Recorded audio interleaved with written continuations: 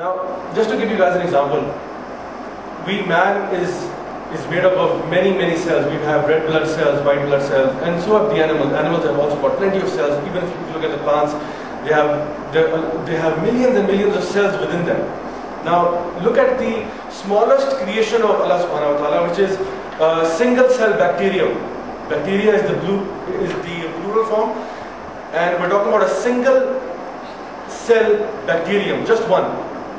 Now, if you look at that little creature, which we can't even see through the naked eye, that creature also has the capability to reproduce, to evolve, to grow.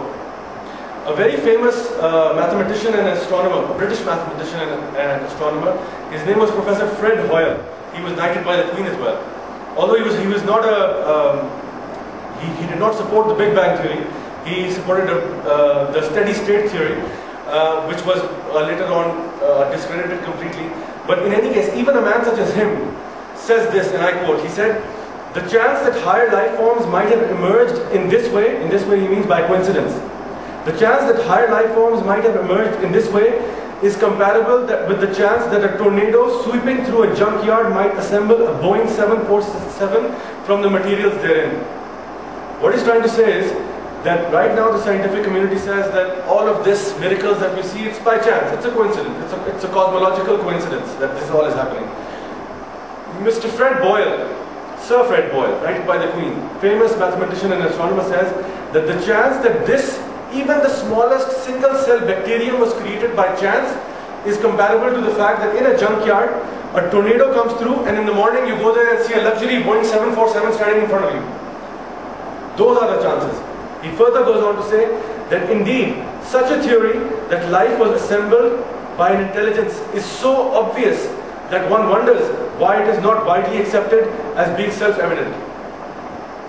He says that it is so obvious that this did not happen by chance that people should just say this is obvious, we should accept it as it is. Now, what does the Quran say about the Supreme Being, the mighty force, the mighty power behind all of this? The best thing or the best verses in the Holy Quran that actually define Allah subhanahu wa ta'ala is in Surah Ikhlas, chapter 112, verses 1 to 4, where it says, "Qul huwallahu ahad, Allahu samad, lam yalid wa lam yulad, wa lam yakul lahu kufuwan ahad." Say He is Allah, the one and only. Allah, the eternal, the absolute. He does not beget, nor was He begotten, and there is no one comparable unto Him. This definition also serves as a litmus test for any other religious books that are out there. If anybody says that they have a God, they should check it with this statement. Is He the one and only? Is He the eternal and the absolute?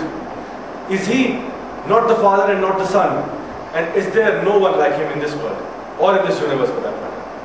Now, Allah subhanahu wa ta'ala has sent us direct instructions from Allah subhanahu wa ta'ala, the Creator and the Lord of this universe. In the Quran, He has mentioned 4 books: the Torah, the Zabur, Injil, and Quran Sharif. He also mentions that many prophets have come and they have delivered the message onto mankind. In the Holy Quran, 25 of them have been mentioned by name, and the 4 books that also came have been also mentioned by name. But all of these books were for those people and for those time. And right now, if you look at those books, they have been corrupted and the shape has changed, things have been added, removed, so on and so forth. And we'll inshallah prove this in due course as well, with regards to the other religious scriptures. But the Quran stands today as it is, and it's for all mankind. It is the last and final testament. It is for all mankind and it is for all time. In the Holy Quran, it says, ذَلِكَ الْكِتَابُ لَا رَيْبَ فِيهِ, in Surah Baqarah, chapter 2, verse 2. ذَلِكَ الْكِتَابُ لَا رَيْبَ فِيهِ, which means this is the book without a doubt. There is no doubt in this book. There is no doubt. Then further, Allah Ta'ala asks the people, He challenges the people.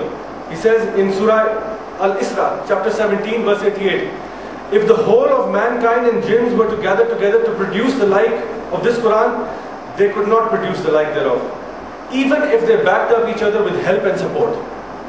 So Allah subhanahu wa ta'ala openly challenges, says even if the entire mankind and entire jinns put their heads together and try to come up with a book, they cannot produce one like this.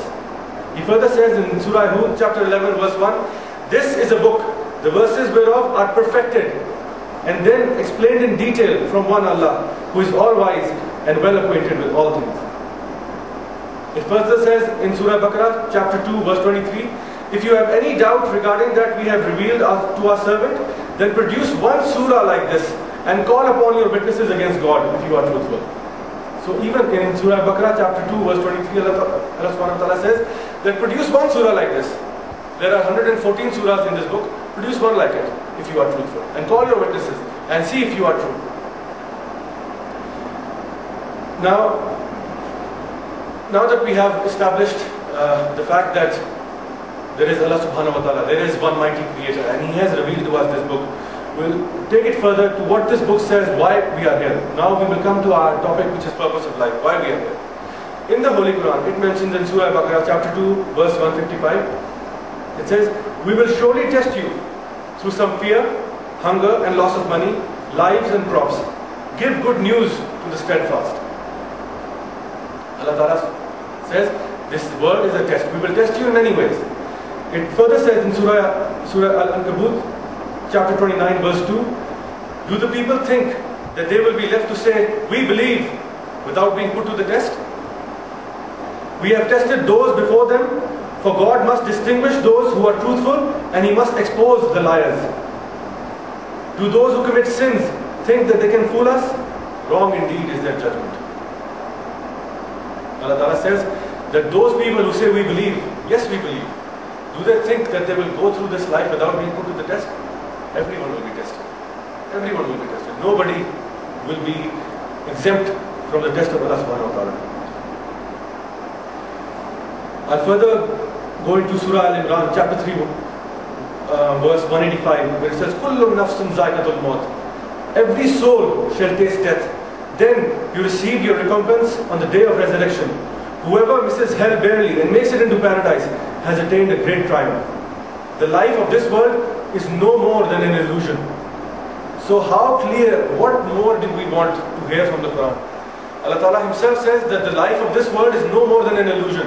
Whatever you see, it's just an illusion. It's not real. The real thing, what we have to strive for is up there, the heavens. It further says, it actually continues on, Surah Al-Imran, chapter 3, verse 186, it says, you will certainly be tested through your money, through your lives, and you will hear from those who receive the scripture and from the idol worshippers a lot of insult. If you steadfastly preserve and lead a righteous life, this will prove strength of your faith. I further go on into Surah Hud, chapter 11, verse 118. Allah subhanahu wa ta'ala says, had your Lord willed, all the people would have been one nation of believers, but they will always dispute the truth. So Allah Ta'ala says, if I would have wanted, I could have created all mankind as believers, just like the angels. You know, like Allah subhanahu wa ta'ala created angels, jinn and man. Angels from Noor, jinn from fire, and man from clay. What He gave to the jinn and man is something that the angels do not have. The angels have something which is, they have to always worship Allah subhanahu wa ta'ala. They don't have free will. They don't have their own choice of what they can or cannot do. The choice is with jinn and man. We have the choice. We can choose to worship Allah subhanahu wa ta'ala and listen to His instructions, or we can choose to go to a stray path. The choice is ours, completely ours. So Allah Ta'ala says, if I wanted, I could have made you all believers. Then there would have been no test. Then everybody would have been in a smaller degree of heaven. But Allah subhanahu wa ta'ala gave us the chance to reach Jannatul Firdaus, the highest level of paradise. So that we strive and struggle, because when a Muslim or a human being, for example, strives and struggles and finds his way towards Allah subhanahu wa ta'ala, he's doing it from his own free will. Not because Allah Ta'ala has actually given him no choice to do it, but out of his choice he does it. So he goes on a level even beyond the angels. And he can actually get a very high degree of paradise and a greater reward.